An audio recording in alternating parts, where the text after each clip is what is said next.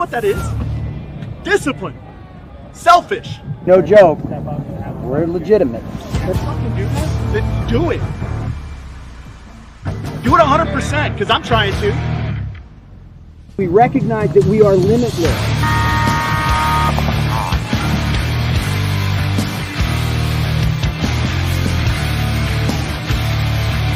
You gotta be a champion, become a champion, right?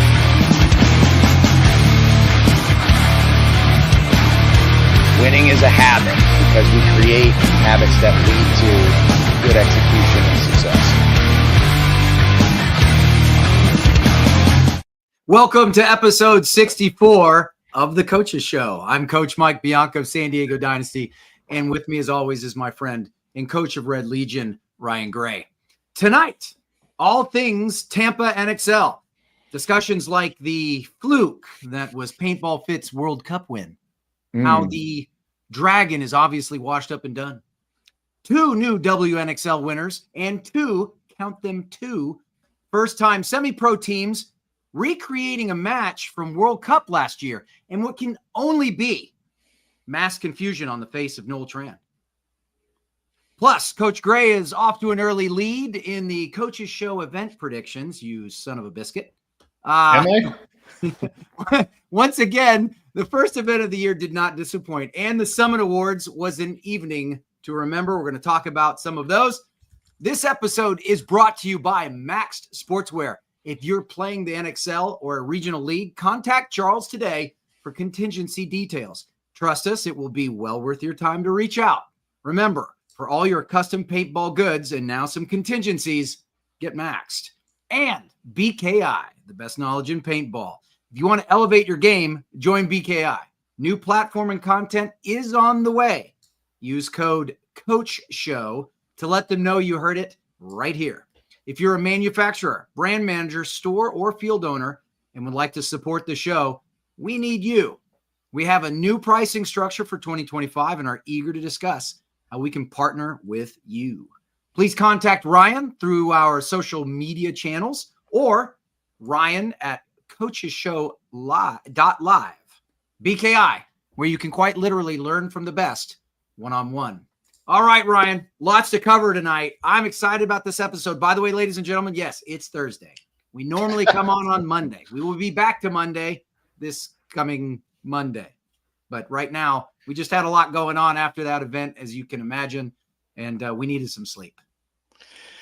Yeah, I didn't even get home until Monday at midnight. So, yeah, we appreciate the grace on the night move. Honestly, we just wanted to obviously also be able to be cognitive enough to be able to give you guys a really good show.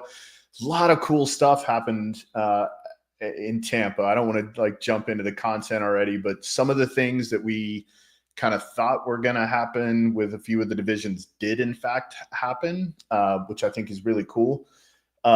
Also, I mean, just the story that is Paintball Fit and that they're putting together, they're literally that group that I feel like as soon as somebody tells them, that something can't be done, they're going to do it, right? Like you can't win 5 tournaments in a row in semi-pro and they do it.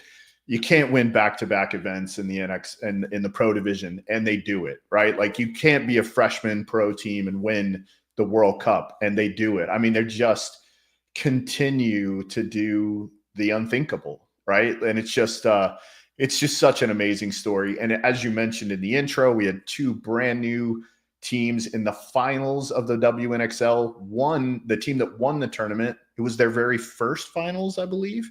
Mm-hmm. So not only was it their first finals, but they win the first event of the year. And then in semi-pro, we have 2 brand new teams from Division 2 who come up and kind of let themselves be known. So a lot of really cool stuff that we'll be able to dig into tonight. Before we kind of jump into the content really quick, I just wanted to make note. I see that he's in the chat right now. So in the Pits podcast, we'll be joining the Major League Paintball Plus channel. So if you guys watch the show all the time, we had Marcelo on. He talked a lot about this needs to be the place where people come and get content. And if you heard me say, I think I can help with that, I am. So what I'm trying to do is build 5 regional shows in the Pids podcast is going to focus kind of on the South, mainly hovering around the Texas area and the USXBL. We need somebody to cover the West Coast. We need somebody to cover the Southeast, the Northeast, and the Central. So if you're interested in doing something like that, we'd love to talk to you.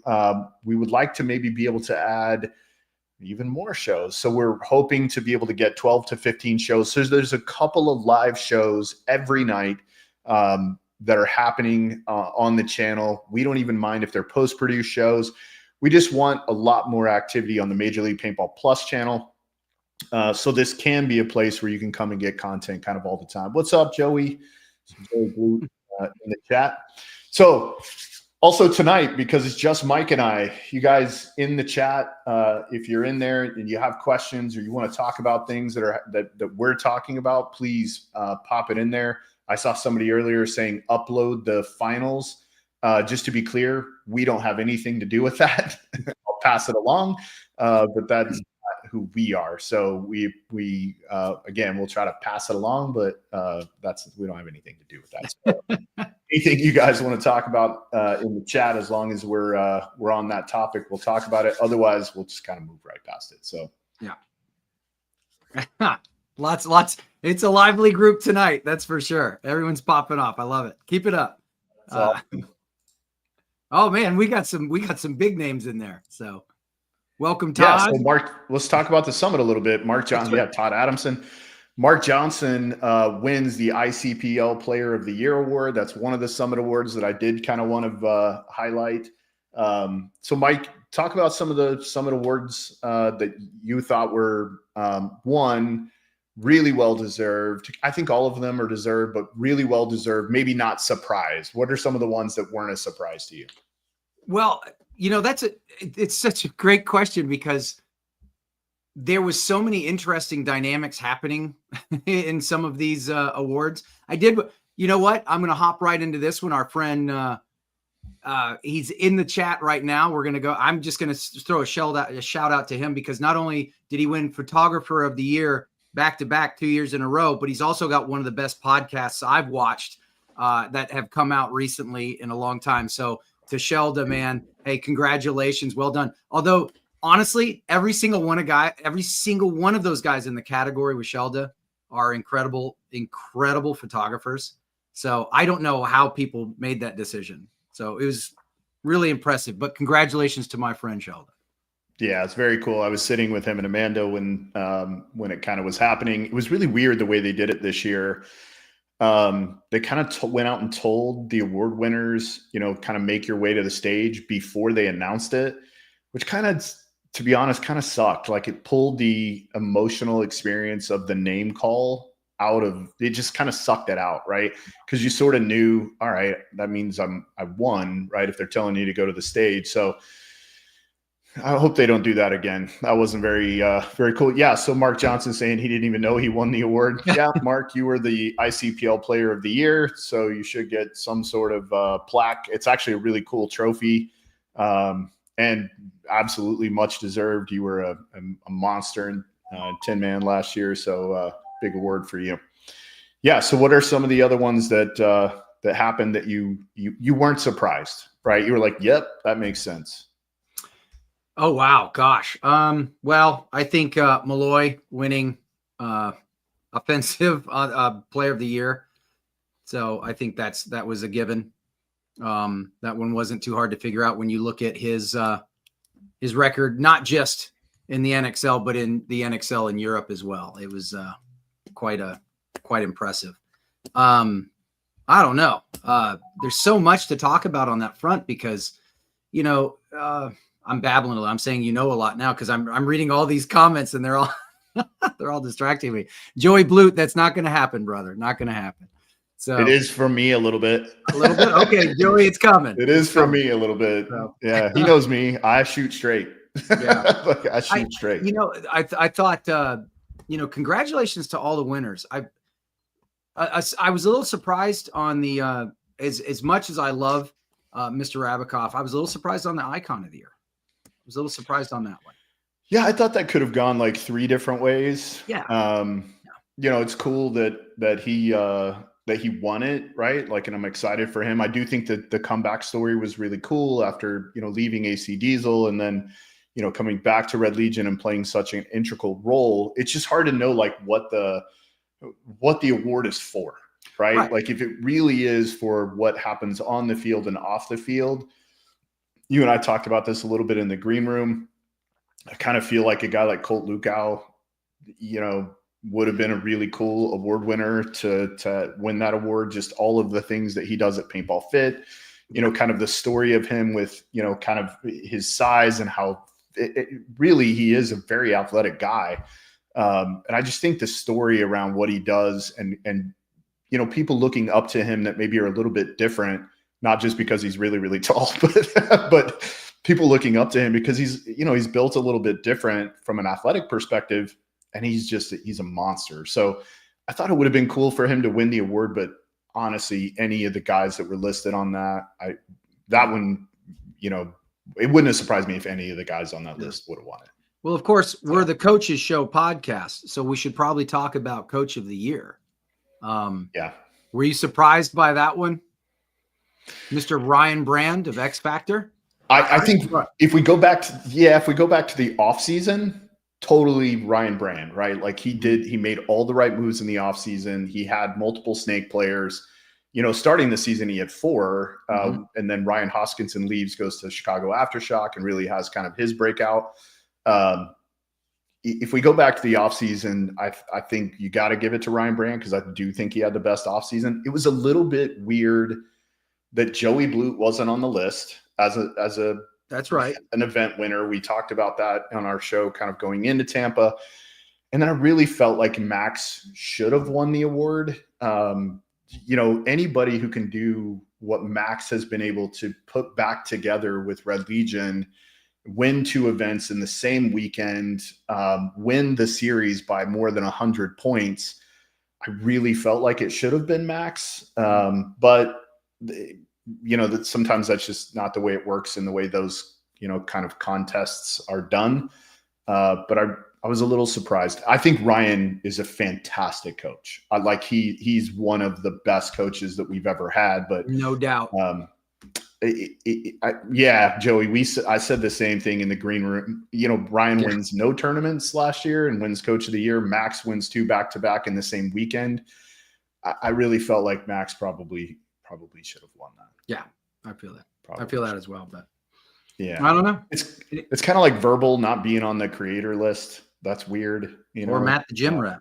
Or Matt the Gym Rat, right? These guys have millions of views, millions of hits on their things. And but anyway, like I was a little surprised about those. But overall, I thought the vibe of the show was pretty good. There's a lot more like, because we were in a kind of a confined space, it was a little bit difficult sometimes to kind of keep up with what was the award, as well as like the slideshow got messed up a few times. And I thought Mike Jeffrey did a pretty good job as the MC, kind of keeping it light and fun and silly. Felt like he might've been out of his element a little bit, but I thought he did a really good job. Yeah, I agree. I thought all of that was well. The audio could have been better on the mic mix, right? In that type of room. Might have been nice to maybe bring down the house music while certain things are happening. But I love the venue. It was fantastic. And there was a great feeling. I got to meet some incredibly impressive people like the icons this year. So getting to chat with Rosie was a lot of fun. Incredible stuff. So it was a good evening.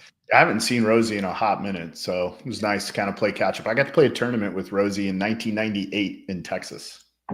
Nice. Yeah. Reaching back. A lot of fun. Yeah. So let's jump into the field. Let's kind of talk about the way the layout ended up being played. We all saw the layout early practice. It was really high tempo. We kind of know the teams that are going to really slow it down no matter what the layout is. And they did, right? They were able to figure out kind of how to slow it down. But even some of those teams in the professional division had some high scoring games. We saw some of that, in semi-pro as well, some really high scoring games with up tempo. WNXL didn't necessarily have very many high scoring games because a lot of times teams are getting mercy ruled. They still have a really big gap in the WNXL from the top and the bottom. So there's a little bit less high scoring going on, right? So what were your thoughts? Like, did the layout play at the tournament the same way you played it at practice? Yes. Which, after talking to several people, was strange because, well, first of all, let's just break it down quite simplistically, right? Like I feel like the snake was a separate world. I felt like it was a separate field, right? And you had to play it a very specific way. A lot of teams, in my opinion, played it a little wrong. They wanted to get to the outside of that big brick, and I just don't think that was the play. That was the move. You know, that center was such a force multiplier. You know, it's one of those things where D side was a bit of a pooch, because if you lost your one on the D side, it was really difficult to get another asset out there after the play is starting to develop and things are happening. So yeah, it's because of the middle. Because of the middle. Exactly right. You know, you shoot that first D side Aztec, and it's wrap and trap, baby, or go. And that was the other thing about the snake, right? The snake insert. A lot of teams went short, and then if the opponent made the snake, then from that feed, right? Well, that's one less gun on you, keeping you out of the snake. Totally. So there was so many. To me, the way this field played, it didn't matter what your play call was. There was going to be a weakness or a hole somewhere.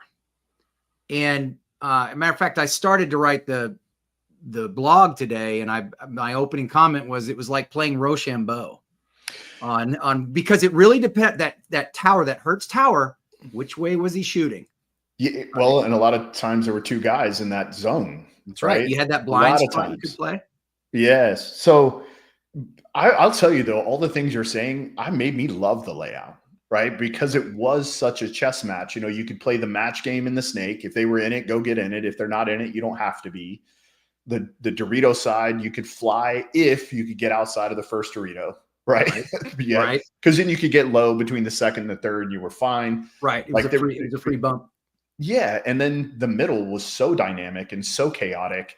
I loved the way the layout played. And I also really loved how the different teams all played it. Everybody kind of had their own style on the layout. There were multiple different ways teams were winning from the layout. Speaking, like the thing you were talking about on the snake side, I kind of agree with. Like, if you wanted to get into the snake early in the game, I do think the move was on the inside.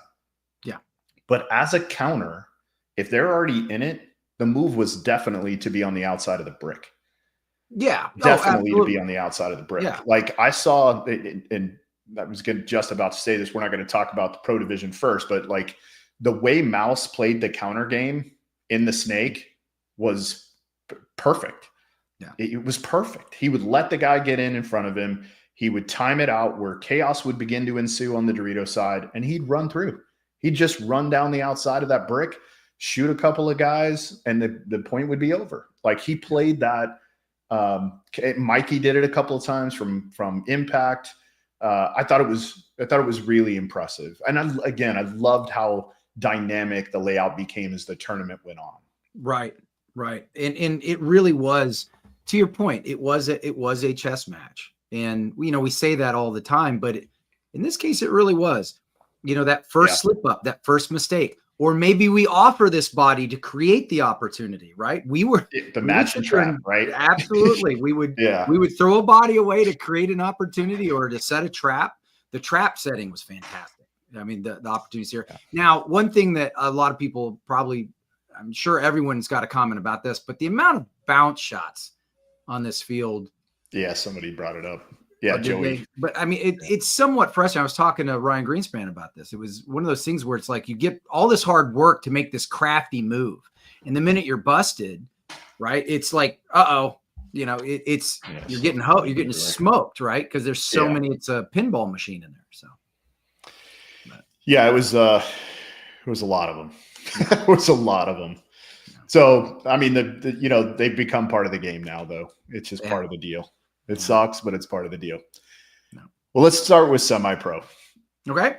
All right. Let's start there. And then we'll work our way to the pro bracket. But let's start with semi-pro. So So in bracket, in the first pool, you had New York Wrecking Crew and the Jesters, who were kind of the top two teams. They're not really a surprise. New York Wrecking Crew goes 4-0 in that pool.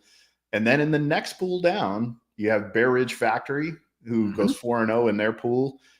Denver Altitude, who's been Blitz and a couple of other teams over the years, goes 3-1. Again, not a surprise for them, but BR Factory team going 4-0, just coming up from Division II. We've been talking about them a lot in the offseason. Right. I got to watch one of their matches. They looked great. Yes. They looked really good. They made a few mistakes in the match I watched, but still, they just looked very clean. TPP Crew, another Division II team, comes up, goes 4-0. Did add some talent from the Wild Dogs, who we're kind of familiar with. Shut Up We're Trying from Paintball Fit goes 3-1, taking the second spot in that pool. And then Tiki's Totem, who, again, I think this is their second year in semi-pro, and Sacramento DMG, I think this is their third year in semi-pro, go 3-1, taking the top two spots. And then in the fourth pool, you had two teams that going 4-0 because they didn't play each other. There were 6 teams in that pool. Wildside Distortion, which is the team that has several of the old Blast Camp guys on it. And then the brand new team, Los Angeles Collision, which is Mike Hinman's new rebuilt squad. Right. Had Dan Lee coaching them.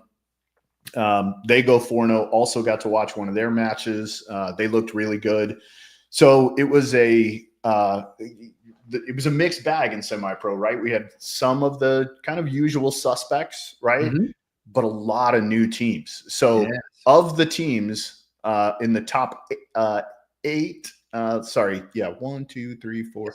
So in the top 10, you have 1, 2, 3, 4 new teams in the top 10. 2 of those just coming up from semi-pro or from Division 2. Division 2. Yep. No. 2 of those just coming up from Division 2. Now, of course, when you get to Sunday, you expect those teams that are kind of the mainstay semi-pro teams. Again, if the division was what it's supposed to be, you expect those semi-pro teams to be the dominant force on Sunday. Right. Well, we get to the end, and we have 2 Division 2 teams that have just moved up now in the semi-pro division, playing for first and second in TPP Crew and BR Factory. Yeah. Shout out to the Bear Ridge Factory crew out of Georgia. All very good friends of mine. They've got a great program going. This rematch, though, was not their day. They took it to TPP at World Cup in Division 2. TPP was not going to let that happen again, and they weren't going to be denied. It was pretty much all TPP for that match. But I think that motivated, and I did want to say something. We talked about Paintball Fit. I'm jumping back. I'm going to jump the shark real quick.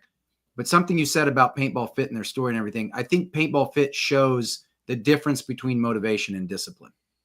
I think Paintball Fit is all discipline, and that's why they're seeing their success, right? But back to the semi-pro, it was a match, highly anticipated match. Very proud of both teams there. They should be very proud of themselves. Way to be. That semi-pro is going to be lit this year. It was spicy. Like I said, I got to go down there on a little bit on Friday and a little bit on Saturday and watch some matches. It was spicy. That's interesting. I did not know that. Thank you, Christian. Yeah, I knew that. And the only reason I didn't want to talk about that necessarily is because one player shouldn't necessarily dictate the whole deal. No, it shouldn't. But I did not know Heat had picked up a new player before the event. That's why it was interesting. Yeah, right before, literally like Monday.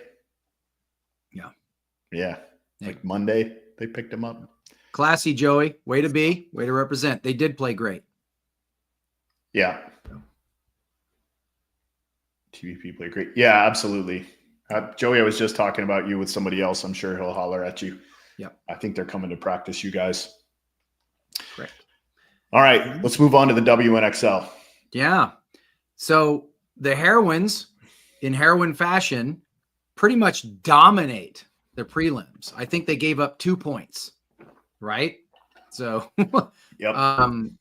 then, of course, the second out of that bracket was the New Jersey High Rollers, who went 3-1.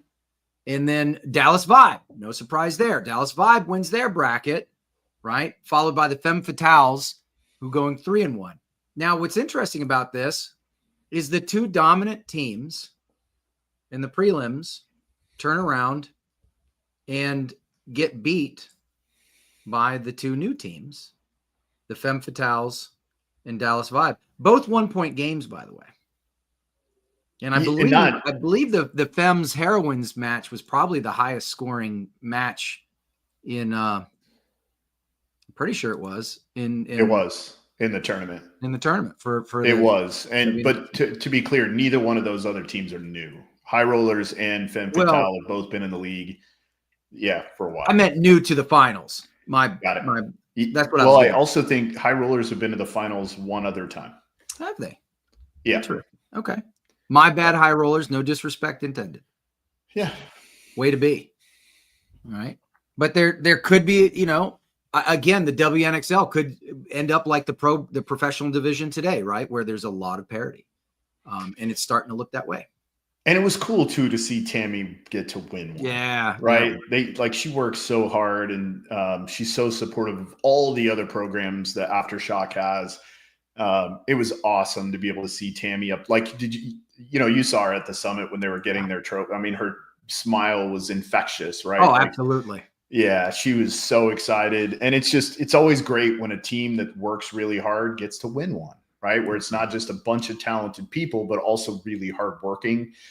It was nice to get to see them, to see them win it, right? And it's also cool to see a new winner, right? Like, seeing Dallas Vibe and the Heroines go out, it's fun, but it's cool to see a new winner. Yeah, always so. Again, WNXL is going to be a fascinating story this year, that's for sure. Yeah, so 2 more events left for them. I think we see them again at event 3, and then we will see them at the World Cup. And a lot of changes to the WNXL happened. We will, Haley Levia has been really focused on school. Hopefully we'll be able to get her back on the show at some time mid-season to get a better WNXL update, because there have been massive changes, right. Lots of players shifting around with the dissolution of teams and new teams. So love to kind of get her on to be able to tell more of that story. All right, let's talk about the Pro Division. All right. let's jump into the Pro Division. So let's first talk about the brackets, right? Yeah. Surprises. So let's start with bracket A. Any surprises there? No. Matter of fact, this played out like pretty much all of us thought it would. I think you put Diesel ahead of Damage in your picks, but no, I had them as the wild card. You had them as a wild card, but that's it. You know what? I was impressed with the Royal City Sea Dogs getting their first win. Well done there, gentlemen. But the rest of it played out the way I thought it would. The Diesel Legion match was. That's what I was going to say. Yeah. On day one. On day one, Diesel looked like the best team in the tournament. On day one, they looked more polished, more put together. Game plans were good. Guys in the right spots. Like great execution. Yes. Yeah. Diesel on day one looked really, really good. Yeah. Really good. Like countered at perfect times. Like they've kind of found their identity, right? Which isn't we're going to go punch in the mouth first, but we're going to counter really well, right? They counter really well. So I thought Diesel on day one looked amazing. They really did. They really did. And, it did seem like they had a great tempo, a great rhythm on that first day. And something just started kind of skipping a little bit on the second day. But, some close matches there. Yeah, had a little bit of a challenge on day 2. I think, the tempo changed a little bit with it wasn't Royal City. It was Aftermath in their last match. But with Tampa Bay Damage, the tempo change, I think, got them a little bit. And then, in their Aftermath thing, when a team like Diesel has really found their groove like this, the next thing is like, what happens during adversity, right? How do you come back from adversity? They for 2 seasons were really kind of plagued with adversity and challenges, and now it really is about how are they going to come back when things like that happen. But they came out Sunday and played well. Yeah, they did. They did. Yeah, came out Sunday. Man, that squeaker against the Hurricanes. Yeah, yeah, came out won a tight match against a team playing pretty well. So, speaking of the Hurricanes, let's talk about the next division, right? Yeah. Now, this one was a surprise, I felt, to a lot of people. It felt like San Antonio X Factor didn't quite want to execute. It seemed odd. There was a lot of individual play, it felt like. And that's just my basic assessment. I only caught, 2 of their matches. So it was both of their losses. But the Canes, I think the Canes came out and answered some questions, right? They were kind of a question mark heading into this. And I think the New Orleans Hurricanes came out looking good. They showed they had a game plan. They stuck with it because it was, if it ain't broke, don't fix it. And they got production out of a lot of great players, and they did well. I'm proud of them. So. Joey, we're going to talk about that when we get to the last pool, because that was, kind of agree there. So here's kind of my thoughts on that pool of teams. Number one, we were practicing Paintball Fit when Colt Lucal hurt himself. Okay. Colt is a huge personality. He's a big deal on that team. People talk about him being like the anchor. He is kind of the anchor, but it's a lot more about emotionally, right? Like, he is a huge gun off the break. He's really good in the scramble. He's fantastic closing through the middle of the field. But it's his emotionally, I think, what he does for the team more than anything, which he was able to still do. He's still a leader. Still a leader. Yeah. He could stand on the sidelines and still be a fantastic teammate. And he was. One of the guys came off. I think it was Brody, came off after he'd made a mistake. He got shot in a cut. He got shot in a trap from the middle of the field, bumping from the Mayan into the snake, and he got shot in the cut. And he comes off kind of, upset. And, he's like, that was a bonehead. And Colt's like, hey, man, it's okay. You made the mistake, fix it, go back in the next one. You're fine. Right. Like, Colt as a player usually is the other way. He's kind of giving him the business, but you bonehead. I waited till the end of the match, walked over and told Colt, I was like, hey, that's huge growth for you. Right. To be able to do that was amazing. So for Paintball Fit, again, lose one of their best players, but they're so deep and so talented. Just plug Trent Mason right in there, and he goes out and wins the MVP, does a great job. But I wasn't really surprised that Paintball Fit won this pool. I was surprised more that X Factor lost 2 matches than I was that Paintball Fit won it. X Factor did look kind of a little bit discombobulated. The Tauntauns, again, were a question mark. You mentioned that. I have a comment about the Tauntauns. Now, the Tauntauns did not play at this event the way they played at practice, because we practiced them the weekend before. And I did not recognize the Tauntauns. They made no adjustments that I could see. At practice, they were playing, I wouldn't say hyper aggressive, but way more aggressive, taking ground, taking risk, making things happen. That's not what I saw at this event. And so that really was surprising. But I wanted to say that. And then I also, real quick, I wanted to say, I know they didn't win a match, but I'm pretty sure they lost every match by 1 point in overtime, and that's Energy Elite. They gave everybody in that pool a game. I think they had 3 overtimes. Yep, 3 of the 4. That's right. I thought it was 3 overtimes. One. Yeah. But so I talked to Alan yesterday, and I was like, hey, like, at the tempo you guys play, you're going to have close games. A few mistakes here and there and less, you guys win 3 matches, right? Instead of losing. So NRG was a big question mark coming in. Hopefully they have an opportunity they are obviously going to have an opportunity, but hopefully they have kind of the rigor and wherewithal to use this time to go back and study those mistakes and fix them, because I do think NRG played okay. They made mistakes at bad times. So it'll be interesting kind of to see what happens. I think there'll be a cool story for the rest of the year. Let's move on to the next one. So let's talk about the next pool: Edmonton Impact, Seattle Uprising, Chicago Aftershock, Infamous, and Leverage. I think there are a couple of surprises here. Well, maybe not surprises because it could have gone either way. Really impressed with Seattle Uprising, right? If they continue this upward trajectory, wow, right? I thought they looked really good. So they continue their upward trend, getting second in the bracket, going 3-1. Aftershock not making Sunday. Little surprising there, going 2-2.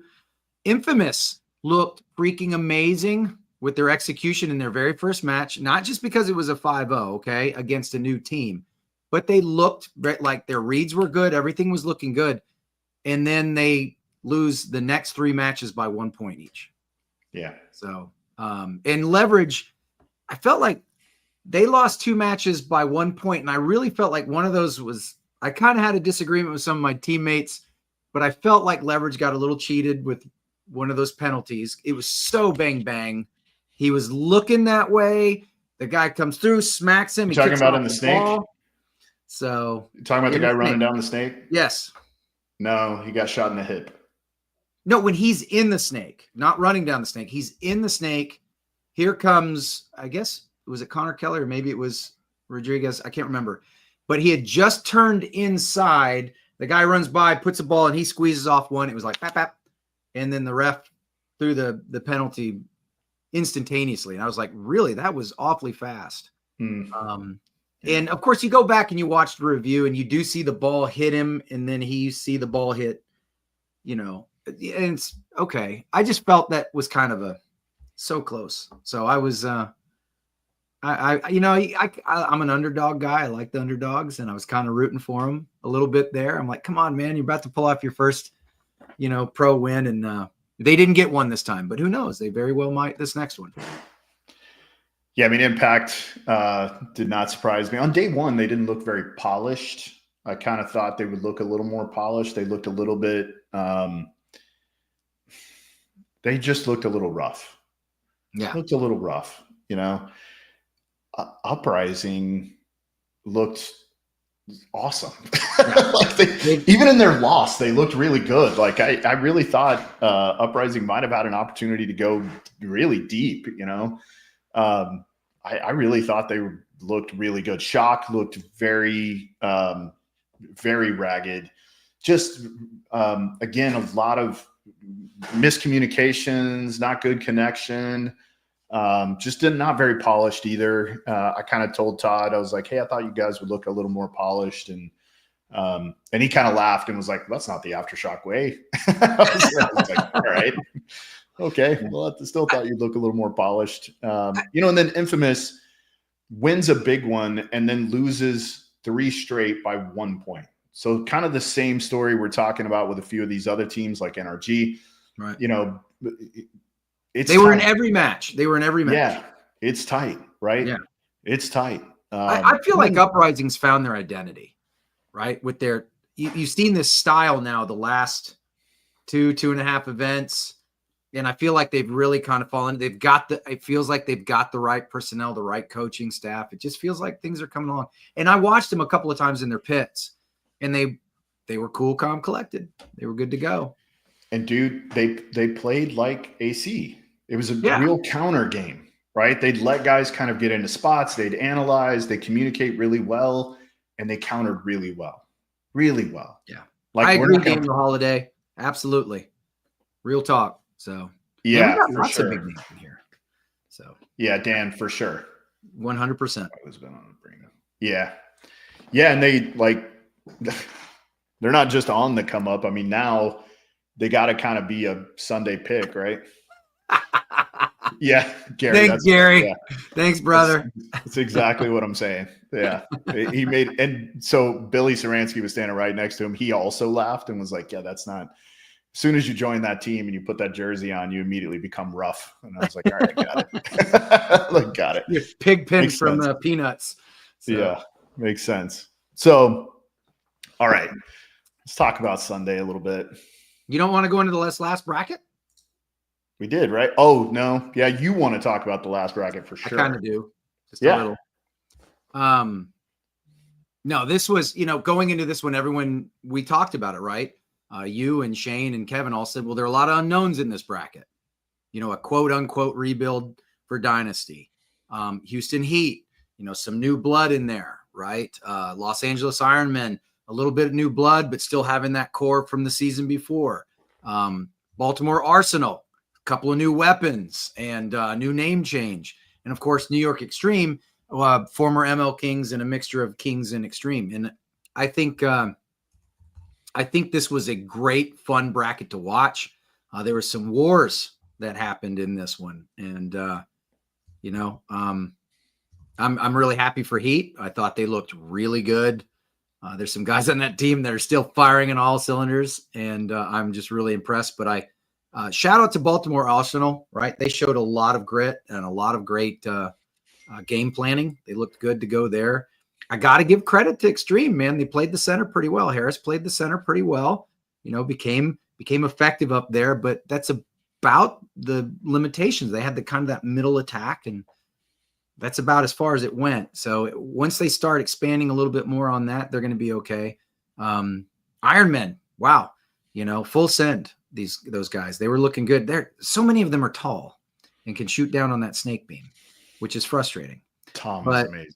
Yeah, but this was an incredible bracket in my opinion. Not just because I'm not being biased because I don't feel like you could have really looked past anyone in any of these brackets. And but boy, was it a fun one. And we did steal that Arsenal game. You're absolutely right, Joey. That's very, very true.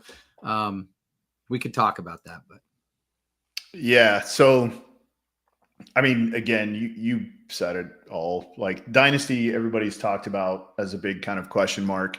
You had some guys who really stepped up and played incredibly well. Joe Barrett, Joe was Blake a rock. Yarber.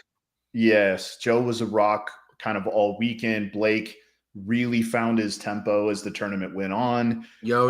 Josh played really well. Alex got involved in the middle of the field a few times, played really well. Harrison, Harry Jody can play different places. Yeah, Harry got wild a few times down the Dorito side. Like it was a very well balanced, like who's going to step up when. They did a good job kind of throwing the football back and forth when it was time. Dynasty looked really, really, really good. I felt Arturo was one of the I want best to back up because I'm going to tell it real. You guys didn't look very good. Coming back from most of the time early, and you guys would look good late, right? Like when the matches would start, it would look very confusing, but then as the games went on, you guys looked better and better and better. Yeah. Houston Heat, I thought looked really good until they played you guys. I thought they looked good. Ironman, I was confused a lot of times about what was happening. I thought Tom had to win a lot of games for them. He won a lot of low body situations that he shouldn't have been able to pull out. I think I watched him in one low body situation shoot 3 guys. Yeah. He was just carrying a lot of weight, right? He was carrying a lot of weight. So, but on a layout like this, it's really kind of confusing. You do have to have stars step up, and he certainly did. Yeah. Arsenal was I thought they would do better on this layout. I thought Archie Barnes would have a better tournament. He was kind of a non-factor. I think I watched him one game kind of get down to the other team's side in the snake and shoot some guys in the back, but it wasn't that kind of snake. You know what I mean? Like it wasn't that kind of snake. It was really more of a counter, right? Like match the guy in front of you, stay alive. Don't force anything. There's too much happening through the middle of the field that could shoot down on you in weird spots for you to just go crazy over there, right? Or get to that center 50 inset, pop up, get your free kills, then turn and wait for it because it's coming. Could be, yeah. But it was a much more thinker's snake. Agreed. Right? You couldn't just go down and ballistically shoot a bunch of guys. It just wasn't going to be that kind of day. So you have any difficulty helping coach the Russians? No, I had no difficulty. They were amazing. I was going to kind of close the show with it, but we can talk about it now. The Russian program they were incredibly welcoming. They were amazing all weekend. We have some growing pains, of course, to get kind of work through. So I understand sort of where the boundaries of my role are. I think I kept being told like to interject more, but I don't. There's 3 coaches, so it's really tough. You don't new in the relationship with them. It's hard to kind of navigate sort of what I need to be giving and what not. You know, I was basically giving all the information to Alexi, who's the play caller, who would then go over, you know, show them here's what they did. And then, you know, they would talk about the next play and I would tell him, hey, here's some recommendations. And then, you know, he would call the play. But no, it was amazing. I had a fantastic experience with them. They're awesome guys. I will say this. I have never been a part of a team ever in my life that is so singularly focused. Wow. They're from Thursday on, there was literally zero conversation about anything other than paintball. How are we going to play this? How are we going to do that? What did this guy do in this situation? How did that, I mean, zero conversation that didn't have something to do with how we were going to either win something, defend something, I mean, just none. It was just, they're so incredibly focused on winning the tournament. I've never been a part of any program like that. There's just zero other conversation. It was very, very good. So, yeah. And a couple of things I want to mention real quick. I do feel like Arturo from Dynasty played the snake better than anybody. Ryan Greenspan, he's the GOAT for a reason. He saved more points this weekend than it. And Kyle Berry is really integrating really well with the team and really helped us out. He did not get that penalty in that first thing. Great call on that, Kyle. But we talked about Tom Guest winning that low body situation. I got to send a shout out to my boy, Mike Brown. There's a reason why we call him Clutch. And Mike Brown got them into the Sunday finals by winning a 3-on-1. Oh yeah, the Hurricanes with 2 seconds left, and almost fell right he before almost he fell. got there. He falls, he doesn't get the buzzer. Yeah, and held it together like kind of, and I don't know how he didn't hurt his knee because it kind of like looked like his leg hyperextended as he's going in, and he had to be exhausted. I think to catch him. Yes, I think that point was like 6 minutes, right? So I'm sure he's gassed and just trying to figure. That was over. Was that overtime? Or was that right before overtime? No, that was right before overtime. They would have gone right before overtime. So really long point. He's gassed out. Like it was, Mike really gutted that out. And that 3-on-1 was awesome. Yeah, it was really awesome. Mike Brown. No, anyway. Yeah, and you know what? There were a lot of 3-on-1s. You know, that not were won only there by the a one. lot of 3-on-1s, but there was just a lot of comebacks. It wasn't just Dynasty. It was like everybody was going after it. So. Because if he doesn't go, then Shock's in. Yeah. Oh man. But yeah, that was good stuff. Good stuff, man. So crazy. Yeah, it's wild. Yeah. Well, let's talk about Sunday. Let's do it. Sorry. I apologize that I almost moved past your pool too. No worries. Yeah, it's been a long day already. So we move on to the Ocho finals. So we had Seattle Uprising and San Antonio X. So the wild cards ended up being San Antonio X Factor and AC Diesel. Mm-hmm. So San Antonio X Factor matches up against Uprising AC against the New Orleans Hurricanes. Right. Both very good matches. Mm-hmm. Really good match. Seattle Uprising and X Factor play a pretty similar style. Mm-hmm. Yeah. I think the first point of that match was like 8 minutes. I think it was. Yeah. I think it was a long 8 minutes. Yeah. No, you know, that match to me, the more interesting one, and I'm not being biased, but the Diesel New Orleans Hurricanes matchup was one to watch. For sure. And that final 45 seconds, you know, if you're going to send it, right, if you decide you're going to win it and you're going to go for it, which it appears that the Canes did that with a heavy D-side push with Drew Bell. And it looks like Drew was dropping him. Looks like he was going to get there. But there didn't seem to be a safety net. There was no safety net by the Canes on that call. And I think you had 4 guns looking Dorito way as Drew Bell is pushing down. And Mouse just makes the read and comes and gets some free kills. And and I felt so bad for Daniel Camp. I mean, he's standing in that mine literally with his gun like this. And I mean, Mouse, like if you're going to play AC, you better know where Mouse is. Right. You need to have an idea of where that guy is, because if you don't know, you're in trouble. Yeah. 100%. You're in trouble. And, you know, Daniel's kind of standing there with his gun down when Mouse wrapped the brick, and it was just like shock, right? Like, oh, there he is, you know? Yeah, I felt bad for Daniel. Yeah. I felt bad for Daniel. It was, you know, it was such a close match. The Canes have always played Diesel tight, so that was a fun one to watch. I mean, both matches were 1 point, you know, 3-2. They were grinders. So the X Factor and Uprising, that was, again, I think you're right, you know, with those similar styles, right? That's a chess match. But watching those different styles of Diesel and Canes bang up against each other was a lot of fun to watch. It was, yeah. And Patty, yeah, you're exactly right. It seemed like teams kind of were trying to, if you played another team that would lock it up with you, you could do that. You could play that really slow, long, drawn out game. But if one team wanted to go high tempo, you kind of had to do it with them. You sort of had to meet aggression with aggression. There was really no, you know, if a team figured out how to kind of do the counters well, you had to be aggressive and find your own way through.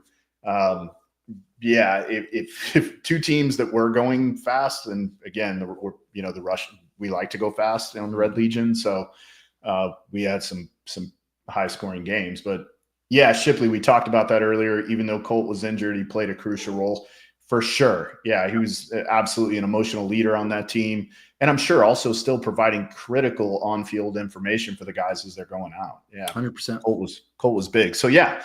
Seattle Uprising ends up taking that San Antonio X Factor game. AC Diesel takes the game from the Hurricanes. AC Diesel moves on to play Edmonton Impact, and then Paintball Fit moves on to play Seattle Uprising. Kind of the tale of two different matches there, right? Yeah. Yeah, that Impact Diesel match was blow for blow. Came down to it. And the Paintball Fit Seattle Uprising match, Fit was in control the entire time. Whole time. Like Fit on Sunday. I think Fit was in control of all of Sunday. Yeah, they're just on Sunday. Fit like went to a different gear. They just went to I'd say 3 different gears. I mean, like way above. Yeah.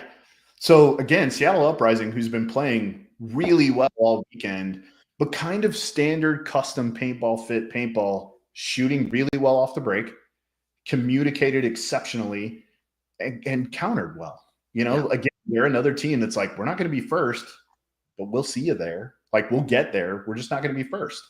Unless it's Chavez, you got to be careful about that guy, because he's going to sting you. He can make you uncomfortable. Very. Yeah.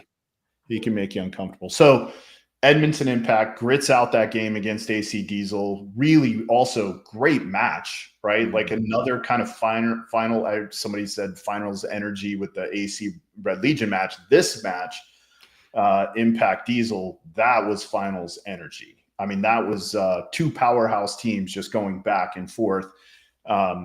Really, really good match. In fact, I think AC even got up a couple of points, and then Impact comes back and wins the match. But really, really good match. And then the Fit Uprising match, not a good match. Paintball Fit just pretty well managed the whole deal. And then San Diego Dynasty, Tampa Bay Damage, Red Legion, and Houston Heat.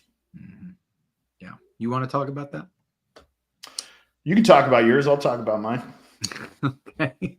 So obviously this was somewhat of an emotional match for us, as you can imagine. And we knew Damage was going to be quite the handful. You know, we had a great conversation the night before, a great team meeting the night before. And we were like, you know, one of the conversations was that, okay, Damage obviously has scouted us and they'll be prepared for this, that, and the other. And I remember several of us saying, you know what, it doesn't matter. We're going to impose our will. We need to understand what we're going to do, and we'll just go from there. And we kind of had a good read on Damage heading into that one, and that was a fun one. Once we finally kind of got into that rhythm again, started off a little slow. But once we got into our rhythm, you know, and Blake Yarber and Yosh, that center attack, it was just the difference. It was just the difference. I think we played the center better than they did, and that's what ultimately was the the game changer. You had an amazing 1-2 punch with those guys. Yes. And when you put them both in at the same time too, they were a handful. Yeah. 100%. They were a handful. So. Yeah. So us in Houston Heat, it was just kind of we really did have to slow way down, which we kind of talked about in the meeting, and we sort of knew what their mentality was. They would like to get into the middle of the field, kind of cross it up, and then let the edge guys. Ryan Moorhead played amazing all weekend. He we wanted to kind of make sure we knew where Ryan was sort of all the time, and then just sort of manage the snake, right? Like, we want to know where he is, but as long as Malloy is over there and alive, we're okay, right? Like, if you put Malloy against head to head with anybody, and you feel pretty confident. Sure. So we kind of felt like we need to know where Ryan is sort of all the time. And and it ended up just really being a grinder. I mean, it came down to, they're sort of pressing at the end of the final point that ended up being a no point. And again, if you go back and look at Red Legion scores, we don't like to play 5-point games. We want to play much more up tempo. But with the way they were playing the center of the field, it was really hard to get out on the edges at all. Mm-hmm. So we kind of had to shift our game plan around a little bit, push Sergey and Kirill up into the middle of the field to kind of match what they were doing, but then also create tempo through that. And it worked really quickly a couple of times. So then we were able to pull back. So it paid dividends fast. And then, we were able to kind of slow down a little bit, which again, is not something we really like to do or want to do, but kind of had to do it in this situation, and honestly just kind of gritted it out. So I think it spoke a lot about Red Legion's capability to slow down if they have to. And again, these guys only carry 6 pods. Yeah. That's it. They carry 6 pods. Nobody on the team carries more than 6 pods. So, and we had some really long points. Yeah. It was a fun match to watch, of course, but totally. Yeah. Crazy. It was a good one. So Edmonton Impact, Paintball Fit, San Diego Dynasty, Red Legion, I'll move on. You and I match up. Yes, sir. In what Legion was putting on a clinic for, I think you guys had a 3-point lead 3 different times. 2 different times for sure. 2 different times. Yeah. So, and I remember saying at one point, I'm like, look, if you would quit, we could just get 5 bodies out alive. We'd be good. Our guns got hot a couple of times, and we started pushing it and started creating opportunity again. Once again, changing tempo through the center and using that center push to create opportunities to get outside and start that slow strangulation. And we didn't counter well through the middle. When you guys really started doing that, we kind of talked about it after the match, and I, showed them like, hey, out of these 6 points that kind of became the deciding factor of the match, they were in the middle, heavy 5 points. We needed to do this and this, and that's a thing that again that Alexi and I have got to do a better job as we're communicating about when it's time to make those changes. But kudos to the Dynasty guys, and I'll tell you, Ryan Greenspan, we set up in the first couple of points to shoot Ryan, and we did in one of the points, and then he started going so far over toward the Snake Mayan. I finally just told Justin, I think it was point 3 or 4, I told Justin, hey, don't shoot at him anymore. He's so far away. He's scooting so far in, we can't shoot him. And if he does it like every now and again, we're still okay, right? We don't want to let him do it every game, right? And I think he did it one other time late in the match. Late in the match. But he became very elusive, and it was really hard to shoot. Ryan, again, you and I talked about this in the green room. I've been not shy about saying it here. Ryan Greenspan is the greatest player, number 1 that I've ever seen, and number 2 that maybe we'll ever have for a long time. He's impressive. Like what the guy's not only doing at his age, I don't give a shit what his age is at any age, the things that he's capable of doing, and then being able to come back in and tell you the information he's telling you after playing the point. It's unreal. It's the unreal. Processing the speed. The guy is just, he's special. He's special. And that's a great way to put it. His processing speed is so incredible. Like Junior and I would be in there saying, okay, they went here and here. Okay, we're going to do this next point. Let's have this ready. And he'd come in and say, hey, and he'd have this data that I don't think anyone else had thought of, right? And you're like, I didn't even think of it. I found myself sprinting to keep up a couple of times with Mr. Greenspan. And I'm not blowing sunshine up his boogas. The man's processing speed is scary. I mean, it's scary. But I have to give it to Blake and Yosh in the Russian Legion match. Actually, I can't take it away from anybody, because once we started stinging you from the center, which made you cautious there. And then we started stinging you from the snake side and made you a little cautious there. The beauty of it was that I got production out of everybody in that match finally, where we were, basically trying to hit you from all sides, because you have to pick your poison. You have to pick your poison. Once the tide shifted, like the guys, and I don't want to say the guys, but like it just kind of, the energy in the pit got weird. You know what I mean? Mm-hmm. Like there were just things you could tell that the energy was no longer good for us, right? Like as soon as it tilted, and I think you guys were 1 point away, it was not a good scene in the Red Legion pit. Like just didn't feel good. You could tell like something's wrong. This isn't, this is not good. Anyway, and again, these are all things we've talked about, kind of after the match, like, hey, these are things that in the future we've got to see it. When we see it, we got to correct it really fast, get the energy back and move on. So for sure, OMG shoot. Yeah, we'll talk about three matches for sure that you need to watch. I'll tell you right now, go watch that AC Diesel Impact match. It's awesome. Yes. I think the Hurricane, which match was it that he ran in? That was the it would have been against Energy Elite, wasn't it? Yeah, Hurricane NRG, I believe. Go watch that match. It's fantastic. The Dynasty Red Legion match is really good too. Yeah, and I'm not being biased, but 5-2 deficit. Yeah, and it's a good match. It's a good match, and you talked about your pit. One thing I have noticed about Dynasty, and by the way, I'll say this real quick, just a reminder: there are not one but two new Z-logs on the Zen YouTube channel, or you can go to Zen and the Art of Paintball Facebook page and check them out. But you'll see me after that match. I almost didn't post it because I seem kind of emotional, but I basically talk about it. I said, I get it now.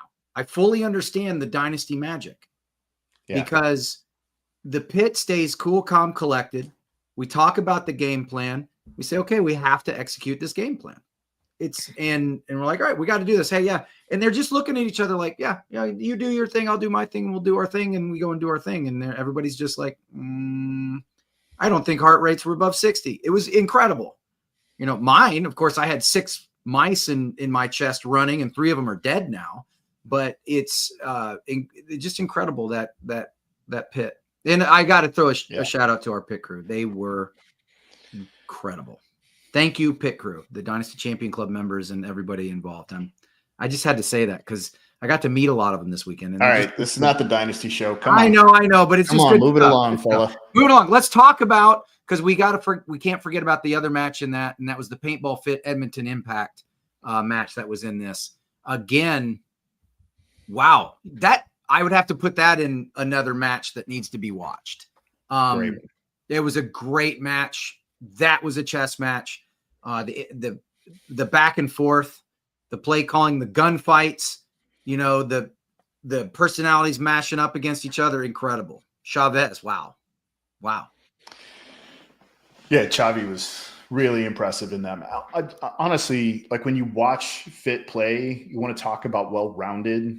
Like they do get kind of production from everyone. Like they're in moments, Cyrus is, making magic. In another moment, Cyrus is making magic. Trenton had huge points when following Chavez. Like he did a great job keeping that tandem line short. Like it was just, they played pretty masterfully. Cyrus was the Great Wall of China. For sure. Just incredible. And Mason's reads, just great overall execution from all of them. But, Impact looked good. They looked good through the event, and they just came up against a incredibly disciplined Fit team, and it looked amazing. It looked amazing. By the way, real quick, Ben Layton, I was just going to answer that, Ryan. He was not actually. Here's the thing: you're allowed to do that. You are not allowed, and this is why he was eliminated. He was not shot. He stepped between the beam and the wedge to get away from a gun. That eliminates you. You're not allowed to do that, but you are allowed to straddle. You can straddle it, but if you put all of your weight on it, you're out. Yeah. Yeah. If you put all of your weight goes down on it, you're out. And trust me, Blake wasn't putting all his weight on it. Now you can see he was standing. Yeah. So, but no, no refs came up and asked me that, although I did receive several questions like yours from other individuals. Yeah, Jay Alexander, absolutely. Jacob Seabow was played fantastic. In the moments he got to play, he was really, really good. I think, again, they were all good. Like, Jacob got to come in. He had some big points. Like they got production from everyone. Their roster is really deep with very talented guys that has been mentioned multiple. Yeah, I mean, we can talk about all of them, Daniel. Yeah. Scott Stewart played well. The whole team.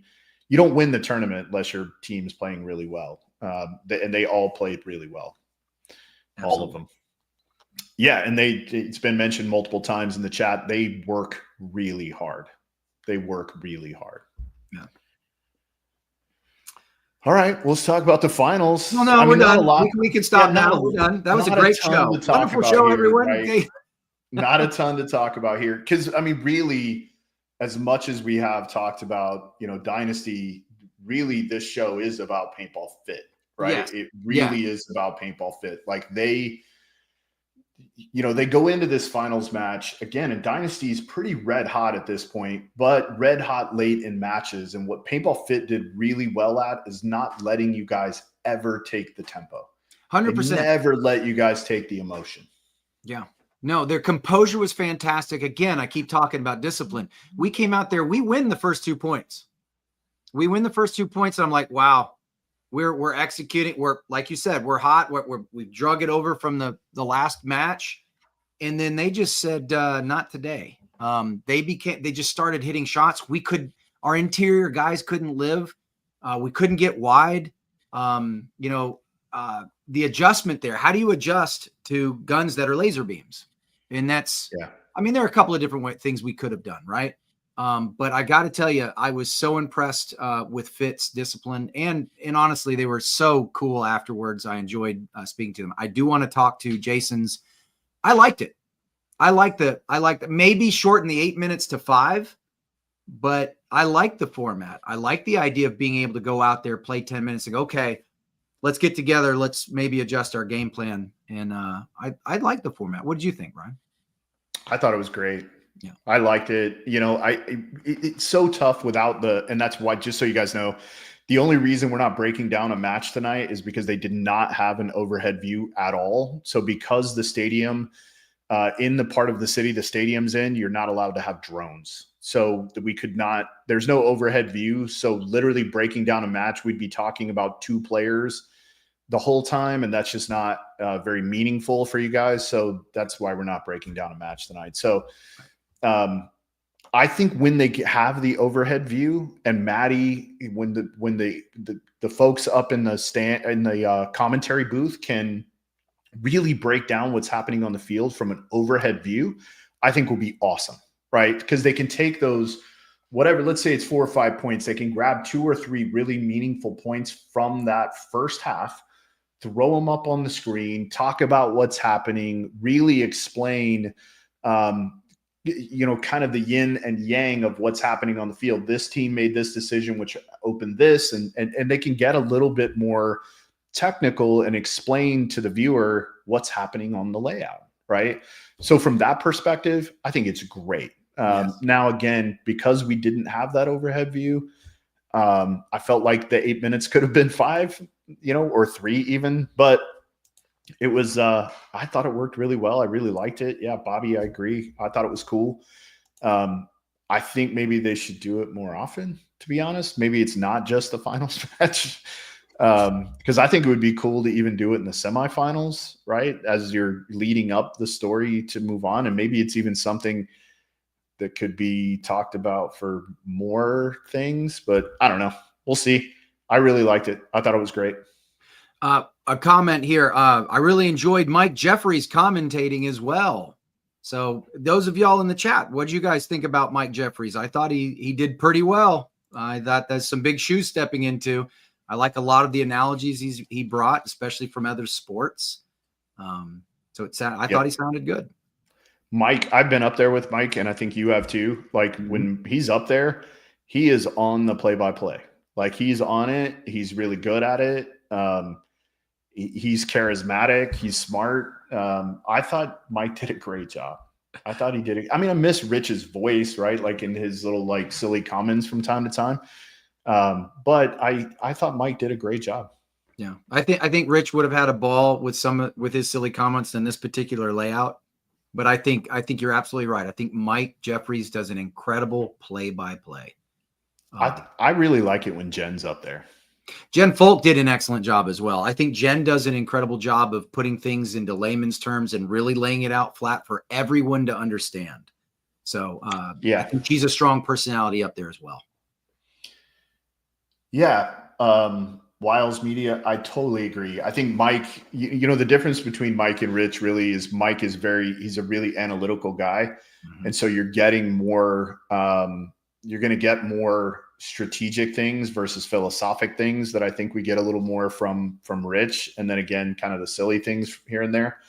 But yeah, I agree. I think that, I think Mike did a great job. Yeah. Great job. Normally, and this is going to sound terrible, and I don't want it to, but I will like mute the commentary because I don't want to hear it a lot of times. I just want to like turn it off so I don't hear all the jibber jabber. Right. Because I feel like they get in a loop every now and again. And I don't think they did this weekend. Like every match I watched, I left the sound on. So, right. Yeah. But yes, it was, I think when you talk about great commentary, you know, obviously Maddie, Jen Folk, I think Mike did a great job. I love it when Todd Martinez is up there. I think he does really well. Yeah, I know. I was going to get to that because someone asked, hey, Mike, you know, the Yosh Blake thing was working great against the Russians. Why weren't you doing it? Well, yeah, because the pinball machine was live. We were trying. We were trying. Yeah, so, it wasn't that wasn't in the playbook. It was in there. So it just, you know, I didn't know if I needed to come out and say it or not. Go watch the match and you'll see. But yeah. Great. Congratulations to Paintball Fit. Big fan of Casey Harris. And Coach Harris. That's what I'm saying. Big fan of him. He and I had a great conversation afterwards at the Summit Awards. Got a great picture with him. And he's all class. I really like that guy. Yeah, really Dan Holiday, I agree. Like Todd and Maddie are my favorite combo of guys up there. Yeah. Yeah. So yeah, Rich and Maddie poking fun. I agree. But yeah. So is that are those our topics? I haven't even looked at our thing and I haven't looked at it the whole time. Oh, you did? Yeah, I haven't looked at it. Buest pro matches we've already kind of talked about. Yeah, we talked on that. All of our topics. Yeah. So event 2, we're going to be in Atlantic City, which by the way is already open for registration. It seemed like literally, I think I got home again at midnight and then like noon the next day, the next event is already up for registration. It seems like that's way too soon. I actually leave Wednesday to go back to Florida for training. So no rest. Yeah. No rest. None. I still have to get my assessments and I still have to watch additional tape and I still have to do a bunch of stuff to the crew. Yeah. So got to do all that. Any questions from you guys? Yeah. Anything you guys want to talk about? Want us to jibber jabber about? Something you might want to see on the next episode, perhaps. Yeah, Nick, I agree. It is fun when they go at each other. Yeah. Schedule is so front loaded. Yeah, I think the heat has a lot to do with that. Yeah. The schedule is very front loaded. I assume the coaches clinic at AC is on Thursday. Hey, great question, Ben. We're actually not going to do AC. We're going to do are we doing AC? No, we're doing Cincinnati. I was going to say, I don't think we're doing it. Or is it Cleveland? I think it's we're Cincinnati. Doing the Ohio event. Sure so we actually moved because of the WNXL. There's a few of those coaches who'd like to come to the clinic. So we're going to move from Atlantic City. We're going to actually do our clinic at the third event and the fourth event. So we'll be in Cincinnati and Dallas, right? Cincinnati and Dallas. Yep. Daniel Holiday, that went very well. The guys gelled incredibly well. Of course, the Dynasty camp we had a Dynasty weekend, which was 4 days of just the guys hanging out. So yes, very much so. Oh yeah. Not everyone knows that, Mr. Nelson. So I don't, or I guess those aren't out yet. Yeah. So, or maybe it is. I don't know. Is it out? Like, did the schedule come out or something? Because I've seen the schedule too, but I just know we're not supposed to talk about that stuff. So, all right. Oh no, it's out. Okay. All right then. We can talk about it. In that case, I think it's really good. Yeah, I'm looking for it. The Russians got lucky. What do you mean? We didn't get lucky. We have Seattle Uprising, who's playing really well. We have the Ironman, we have the Sea Dogs, and we have, again, Aftermath. So we can just tell you guys, here's the brackets because they're out. Okay. So in bracket A, yeah, they're out. Yeah, in bracket A, you have Paintball Fit, AC Diesel, San Antonio X Factor, Infamous, and NRG Elite. Bracket B, San Diego Dynasty, Houston Heat, Chicago Aftershock, Baltimore Arsenal, and New York Extreme. Bracket C, Edmonton Impact, Tampa Bay Damage, the New Orleans Hurricanes, Tauntaun FSU, and Leverage. And then bracket D, Red Legion, Seattle Uprising, Los Angeles Ironman, Royal City Sea Dogs, and ASG Aftermath. There's a bracket. There's a bracket. Bobby, I agree. That bracket A is spicy. It really is. Goodness gracious. Yes, C is spicy too. Because again, until like until the Tauntauns prove that they're not going to figure it out, they're always going to be like, if the Tauntauns are your fourth tier, there's going to be a question mark there until like there isn't, right? Like until we just get to a place where like they're just never gonna get it together. But yeah, it's bracket A is spicy. Yeah. And what I meant, Ryan, was not the Russians, but the Ironmen got lucky. Oh, the Ironmen. Yeah, because they were basically, we have 3 of the 4 that we had last event. So, but you guys in Houston Heat in that pool with Shock makes that one spicy too. Yeah.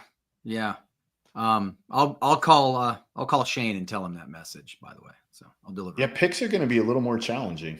100%. But I might have an opportunity to catch you now. By the way, I think you're winning with 8.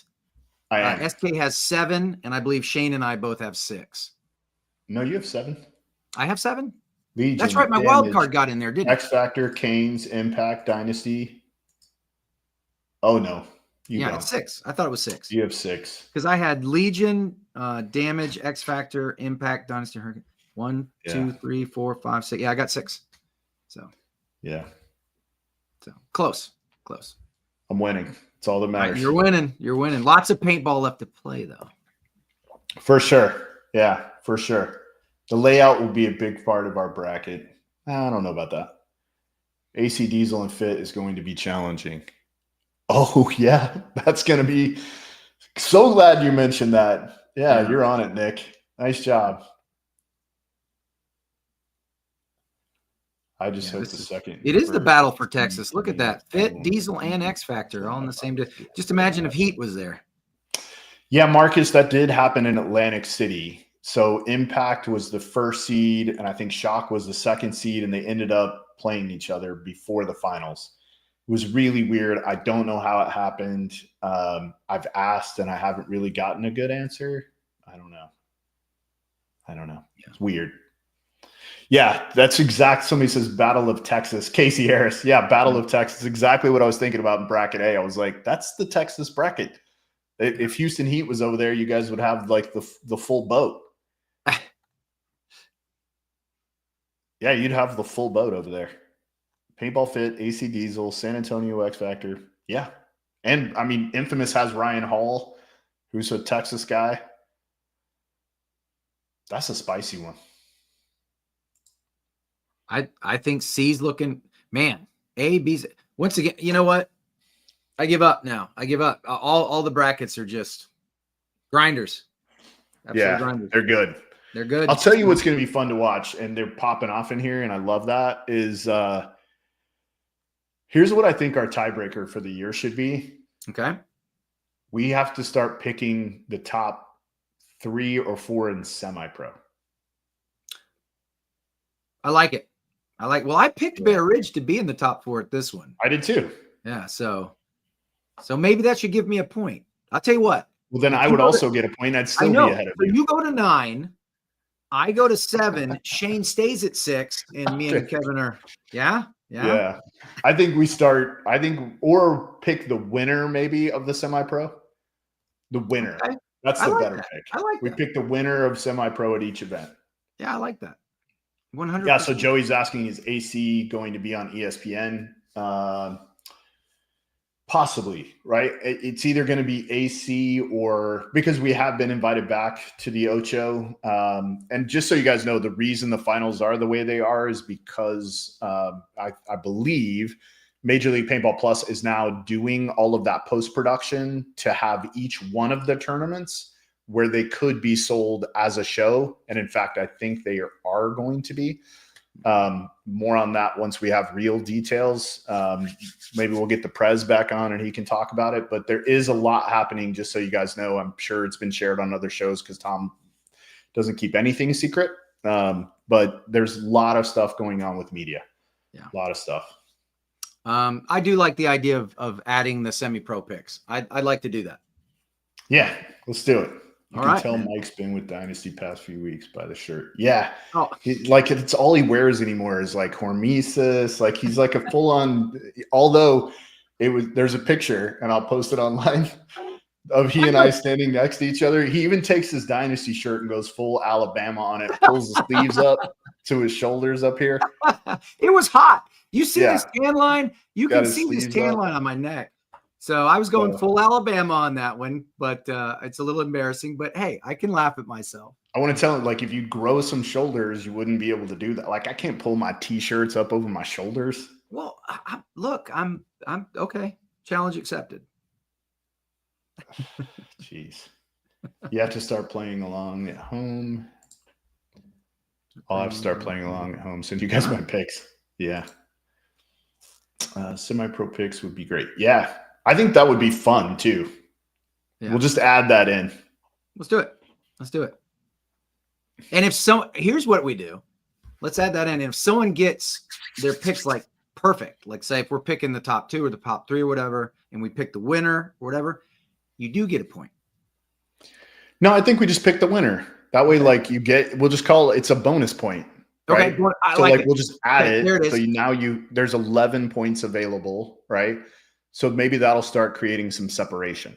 Yeah. Does that make sense? So we're not like last year where 3 of us are tied and you're 1 point ahead of us. Joey, don't be silly. Oh, we forgot to talk about them. We did. I was going to shit on Damage a little bit. Not shit on Damage. I don't want to say that. I was just going to say I really felt like Damage underperformed at this event. I was really expecting them to be a lot better. Yeah. A lot better. I thought the new additions were going to add more layers to what they already brought to the table, and I just thought Damage was going to look a lot more scary. Yeah. I love it.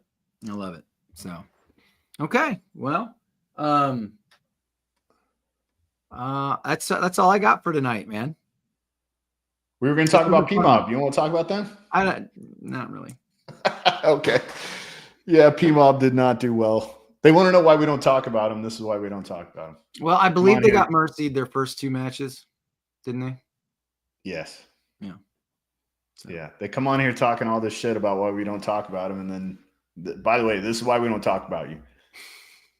This is it. Hey, who knows? We might be firing up. We might be motivating them right now. So. Yeah, I hope so. Right. Like we do like talking about teams that are doing well. You know, we'd rather talk about when you're doing well. And I know, Bobby, that's what I'm saying. Like they come into the first event last year, kind of do the same thing. And then, they got a little better as the season went on and they ended up pretty good. But the reason it's hard to talk about them is because they're just very inconsistent. The reason we talk about teams like Bear Ridge Factory and New York Wrecking Crew and, the semi-pro teams we talk about is because they're consistent. They're consistently in the top 4, right? Or 5, right? Maybe they have one bad event, but that's why we talk about them. It's hard to talk about you if you're 20th out of 27 teams. No. Yeah. And by the way, I hope to have some more swag here soon that I can wear on my. No, to be clear, man, I'm not. To be clear, I also think the Hormesis stuff is it's awesome, right? And it is. Really I love the material. Like this shirt is actually made of the same material. It's that dry soft stuff. It's really great. I do. I love it. But this is my sponsor. Oh, Triad. Yeah. Yeah. They give me free supplements so I can keep my shoulders big enough where I can't pull my t-shirt up. See, that explains it. You're cheating. How's that cheating? I don't know. I'm trying to think of excuses.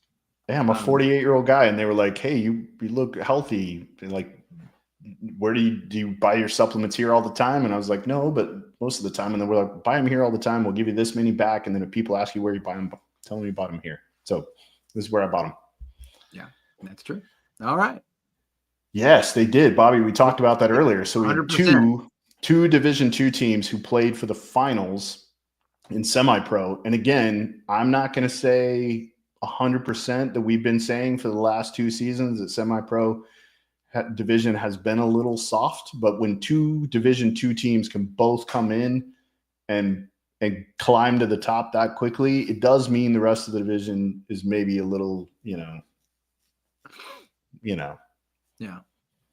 Russians juicing. That made me laugh so hard. To be clear, I do take I know him. He's an Alabama native, but that's funny. I do take testosterone though too, because I'm almost 50. So Oh, that's funny. I'm sorry, that was funny. Yeah. So I was over here laughing. I'm like, I'm not looking at it anymore. Yeah. So, that's anyway. why Coach is the best in the game. Cheers, guys. Thanks, Bobby. We appreciate that. Like and again, I just want to say this too before we kind of close this out. There were so many of you guys who came up and gave compliments and comments and talked, and I even got some really good feedback about the show. You guys have no idea how much that means to us. Yes. Like we do this because we love doing it. And again, I say this all the time. I get to spend an hour and a half with my friend, and it gives us an excuse to just talk shit and have fun together. So we absolutely appreciate and love you guys, and it means a ton that you take the time to come up and say hello and that you appreciate the show and appreciate Charlie's. I know Charlie's smashing on me because I said spicy earlier. Well, Dane Holiday's hammering me now. I project Mike is taking trips to South America in a year to find himself. Dan, that's great. That's awesome. Yeah, right. He's going to go on some sort of walkabout for sure. Yeah, that's what it is. That's what it's going to need a spiritual journey. It seems like that way with Dynasty, right? They put guys on the path to just like this. For some reason, when they start playing there for a few years, they need to go find themselves. It's fun. I'm good. I'm 52 years old. If I haven't found myself by now, I'm in a little bit of trouble. So yeah, I'm good. But who knows, Dan? Who knows? Yeah, Joey, I agree. This is the most fun I've had in a little bit on the show. It's been a fun one. Yeah, just absolute bullshit. Yeah, we will. Yeah, I agree. Yeah, I think that. So, like, just so you guys know, Thursday nights post events will probably be our show date. Yeah. Just simply Mondays because I'll be traveling home on Mondays now, and there's already a show on Tuesday. There's already going to be a show on this channel on Wednesday in the Pits podcast. So we don't want to step on that. So we'll probably do Thursday evening until, of course, another show potentially takes this time slot. Again, as a reminder, we're trying to build out the channel. So if you're interested in doing a show on Major League Paintball Plus that you think would be engaging, please email me or hit me on social medias. Let's talk about your show concept. Let's kind of flesh it out and see if there's anything in it. If there is, we'd love to have you on the channel. Marcelo's made some great points. Again, this is part of the deal. Like if you guys give us really good feedback, we're going to take it to the people that make those decisions and try to make it happen. So we've also been able to do that for multiple things on this platform with the youth rule, getting coaches now labeled on APPA, AJ Molinari, sorry. So like when you guys bring us good stuff, we want to try to be able to help get it pushed through. So yeah. Yep, absolutely. And don't forget, if you have show concept ideas, reach out to us, let us know, and we'll discuss them with you, and we'll talk about it, and we'll hopefully grow the MLPB family. But if you want to do it, don't just come at us. Don't come at me with like shit. Don't throw shit on the wall and see what sticks. Like if you want to do it, you want to put it together conceptually, you want to host it, then bring it to me. Like not just, I know Mike hates it when I start throwing a bunch of curse words around, but we're so loose tonight. I'm just letting them fly. Just let them fly, pal. So damn it. All right. So if you guys have a show concept that you want to do, right? This is a great platform to do it on. And if you have an established show that you focus on a region of the United States, we want to potentially have you on the channel. Like we need Florida and the Southeast. We need the Northeast. We need the North Central. We need the West Coast. So please, please, please, if you guys know people, tell them, send them my way. We want to help build out the channel. And then also, I need you guys' help. Send Chad Yaya a message and tell him that you want him to do a show on Major League Paintball Plus called the Top 10, Not So Top 10 after each event, where he will break down the top 10 moves and then the not so top 10 moves, because he would be amazing at it. He's the right character to do it, but I need you guys to help. I'm trying, but if you guys maybe give him a little push, that would be fantastic. You can't tell me that wouldn't be an absolutely fire show. It would be amazing. I would watch it all the time. Yeah, Christian, short bus style, right? Like, but obviously in a really respectful way. But like when I started thinking, when he put out his retirement, I was like, oh my God, I already had this concept for a show. I was like, this guy would be the best for this. Like he would be amazing for this. So I called him right away. He said he would think about it. So I just need you guys to help. Yeah. If you want to do it, Nick, we would put together a show concept. Let's talk about it. I can explain how it all works. I'll tell you how, you can do StreamYard, which is what we're on. It's really simple, really easy. Okay. All right. We good? Yeah, we're good.